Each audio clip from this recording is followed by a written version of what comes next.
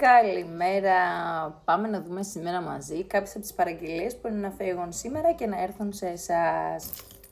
Λοιπόν, η πρώτη παραγγελία είναι της κυρίας Κατέρινας από την Αθήνα.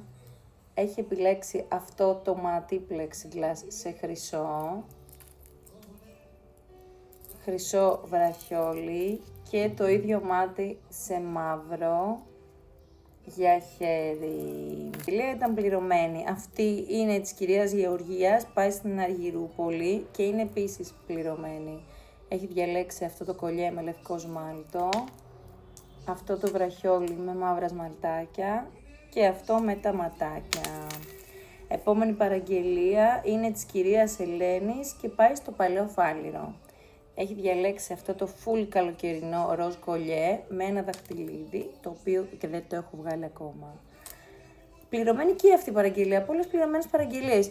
Με πληρωμένες παραγγελίες έχετε συν 10% έκπτωση και σήμερα μπορώ να πω ότι όσες παραγγελίες έχω ετοιμάσει ήδη είναι πληρωμένες. Η επόμενη παραγγελία είναι για την κυρία Εύα και πάει στα Σπάτα. Έχει επιλέξει το κολλιέ με τα κερασάκια που σας ξαναέδειξα. Λοιπόν, όπως και ο κύριος Νικόλαος για Χαλάνδρη και αυτή πληρωμένη, έχει διαλέξει τα άλλα κερασάκια. Αυτά τα κερασάκια. Σας αρέσουν πάρα πολύ τα κόλλια με χάντρες, το έχω ξαναπεί. Επόμενη παραγγελία είναι για την κυρία Έλλη, επίσης πληρωμένη, πάει στο Αλιβέρι. Έχει διαλέξει αυτό το επίχρυσο κολλιέ, ασημένια 25 με τη τυρκουάζ χάντρα και το σετ αυτή τη φορά με τα κερασάκια που είναι η φράουλα από κάτω και από πάνω τα κερασάκια με όλα αυτά τα στοιχεία. Επόμενη παραγγελία είναι της κυρίας Χαράς για Πειραιά. Έχει διαλέξει αυτό το κολλιέ που μου έχει μπλεχτεί. Το ξέμπλεξα. Είναι αυτό με το μοβ και πράσινο σμάλτο. Κάνουν και εργασίες.